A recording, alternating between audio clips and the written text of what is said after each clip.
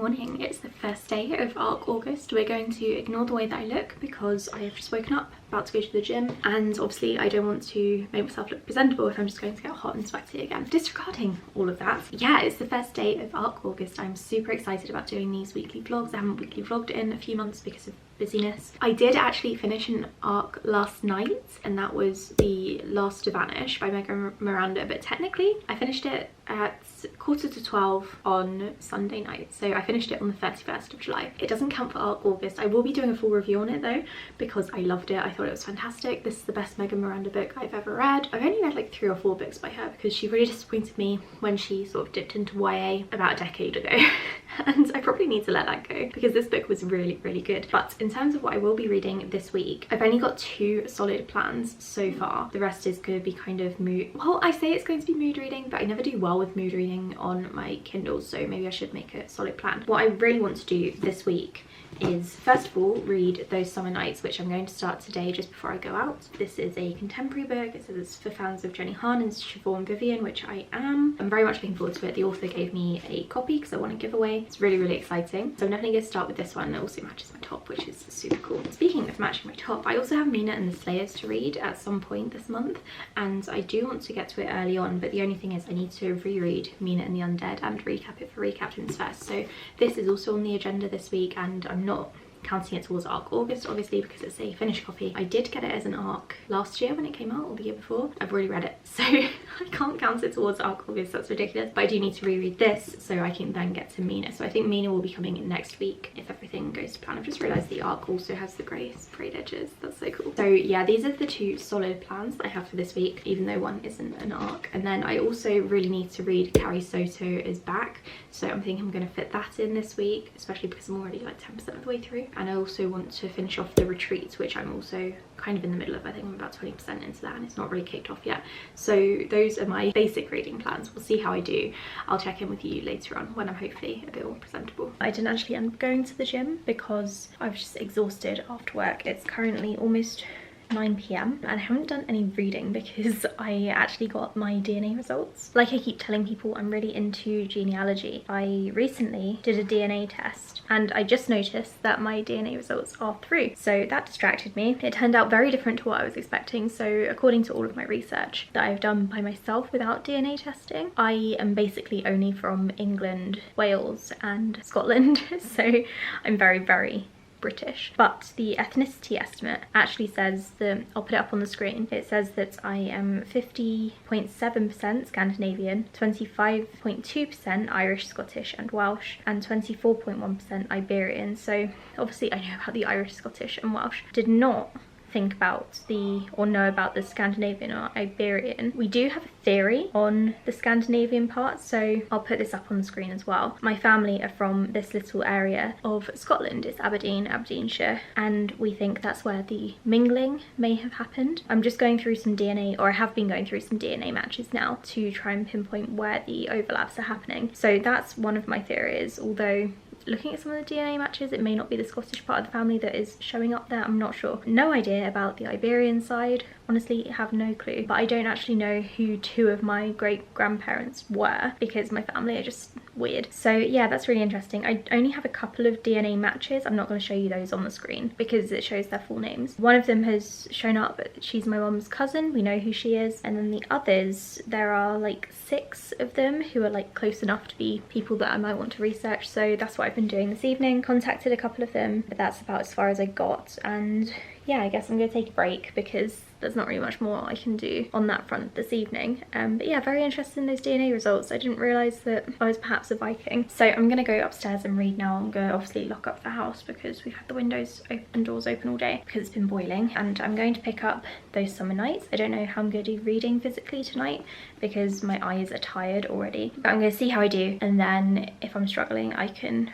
switch to my Kindle and pick something from there. Morning everyone, it's day 2 of ARC August. It's Tuesday, which means I am in the office today. I didn't really do much reading last night because I was just very distracted, but I did start a book. I started You Have a Match by Emery Lord, the author of Tweak You. I think it might be Emma Lord actually. I don't know what I'm talking about, it's too early in the morning. This one is a YA contemporary book. It's about a girl whose name I can't remember, but she takes a DNA test along with her friends, and she is then contacted via DNA matches by her full-blooded sister. She starts to freak out because she didn't know anything about this sister, didn't know where she came from, didn't know about her, didn't know about her existence. So yeah, that's about as far as I've gotten. I'm only 20 pages in. I didn't bring my Kindle with me today because I do want to focus on those summer nights. I'm not really under any obligation to, because I did win it in a giveaway, but it's something that I'm interested in, so I might as well give it a go. So I can't read, I don't know, I could read a little bit this morning. I'm a little bit early, but I'm probably not going to. I'll read at lunchtime instead and hopefully get about 100 pages in. We'll see. Good morning everyone, it's Wednesday, back in the office again. I'm doing really well with ARC August so far. I realise it's only the 3rd of August, but I've already finished one book. Last night I finished, these are wonky, let me just take these off. Last night I finished Those Summer Nights and I really enjoyed it. I think I'm going to give it 4 stars, somewhere between 3 and 4, but 3.5 seems a little bit low. So what this ended up being about was a Jewish girl called Hannah. She was a rising soccer football star. She wanted to be an Olympian like her grandmother, and so she was training really hard. She was going places. She had her dreams set on going to the Olympics as a football player. Her grandmother then dies. Also, Hannah breaks her ankle, and so her soccer career is completely thrown off. It basically ruins her year. She gets into drugs and alcohol in order to try and cope with her grief over so many things, and then she gets sent off to boarding school. We meet her a year later as she's coming back from boarding school. Her parents say that she can come back for the summer, and if she has actually sorted herself out and she gets a job and starts making progress, then she can spend her senior year back at her normal high school instead of the boarding school, which is what Hannah wants. She gets a job at basically a party place where they do things like laser tag, bowling, I don't really know what you'd call them, adventure playgrounds, and she really loves it, and she starts to improve her mental health. That's all I'm going to say because it's a contemporary book. I really enjoyed this one. I was honestly very impressed, and I got very emotional at the end, and that's partly because I was attached to the characters, but also partly because I finished it at like 11:30 last night. I was very tired. Yeah, not a bad start to the readathon in my opinion. Today I'm going to carry on with You Have a Match. I'm at work quite early again, so I can carry on with that. Unrelated to the readathon, I've also started listening to Into Thin Air, which is a non-fiction book about a guy who almost died on Everest. And I've also brought The River with me because, like I was saying, I think in one of my videos, I can't remember which one, I'm really into adventure thrillers now. Did I say that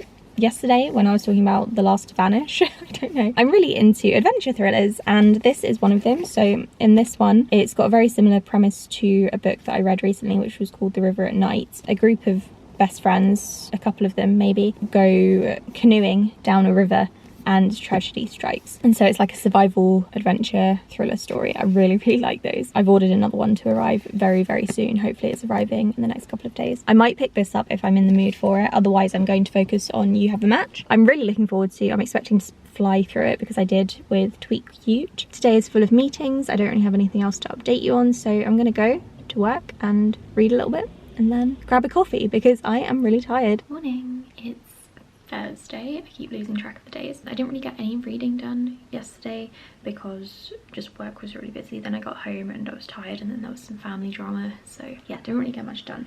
I did start reading The River by Peter Heller, and like I was saying yesterday, it's an action adventure story where things go disastrously wrong. I've only read the prologue so far, so literally just where that dog ear is. Don't judge me for dog earring, but I'm looking forward to reading a little bit more today, definitely at lunchtime, because my day isn't so packed full of meetings. And then later on this evening, I think I'm gonna go to the gym, listen to some more of my audiobook. I'm still listening to Into Thin Air, and it's okay so far. It's about his ascent up Everest and the disaster that happened during. I think I have some thoughts on it, but I'm going to save my thoughts until later. I've got 3 hours 20 of that left, and I can probably listen to at least a couple of hours of it today and then finish it tomorrow. So it'll be good to finish another book during this week, I think. I reckon if I really put my head down, I can also finish The River and Tweak Cute. I have a tendency to get distracted, so we'll see how I do with that.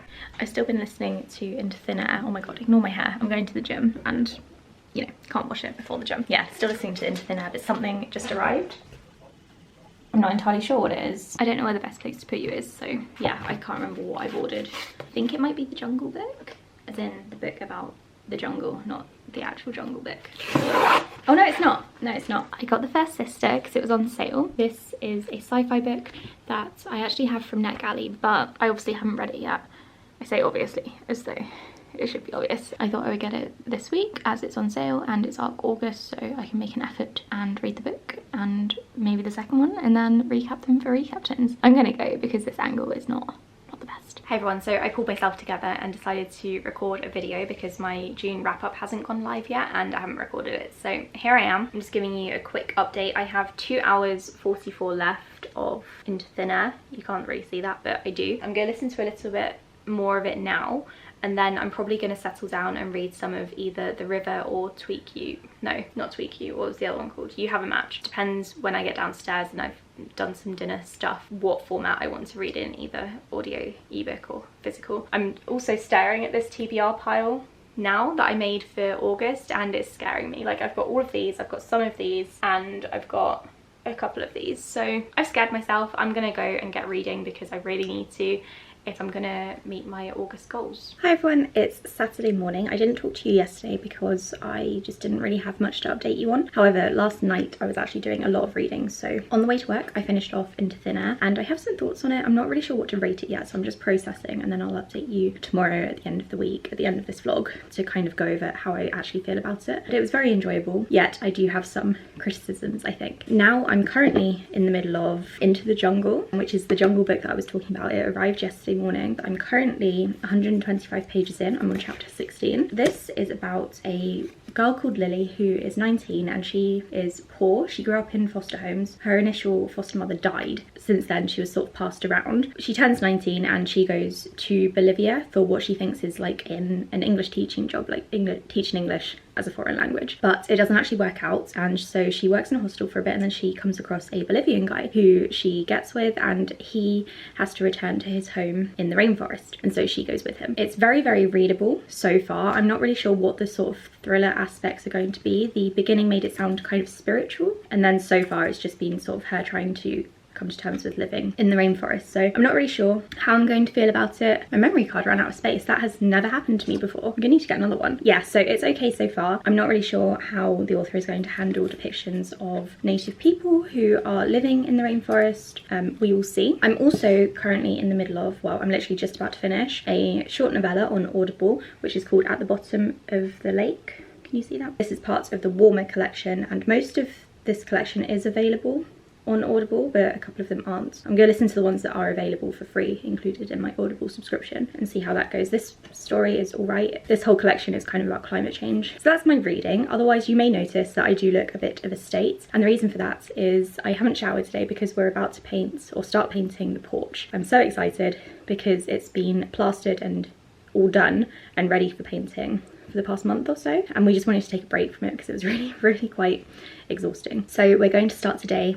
I'll show you what we're about to do, and then I'm going to go and get changed into something that can get paint on it, and then I'll shower later and make myself look more presentable. So this is the porch currently. As you can see, the floor's all done, but the walls are just plain plastered. So today we need to do a mist coat on all of the walls, including the walls in the toilet, and we also need to do paint these. This is already primed, but as you can see, it needs to be sanded down, and then there's a little bit of plaster here. We are eventually going to be painting the entire hallway, but today we're just focusing on this. We also need to put grout at the top of these tiles, so that's on the agenda for today as well before we actually do the mist coat in here. So it's not a big space, but I do think it's going to take a while because it's going to need a few layers. But I'm excited to finally get it all done.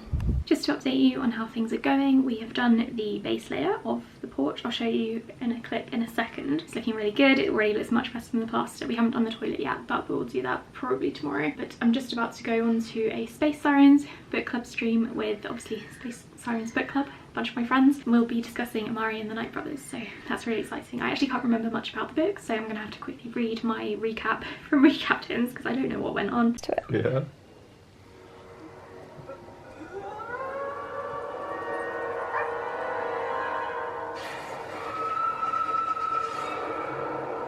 So this is what we managed to do yesterday. It's just a base coat, so this isn't the final colour, and that's why it's still a little bit streaky. We just needed to make sure it'll be all okay for the colour, the actual paint, to go on. So today we're going to be doing the door frames and the skirting board along the bottom. We haven't actually done in the bathroom yet because we tried out this grout yesterday.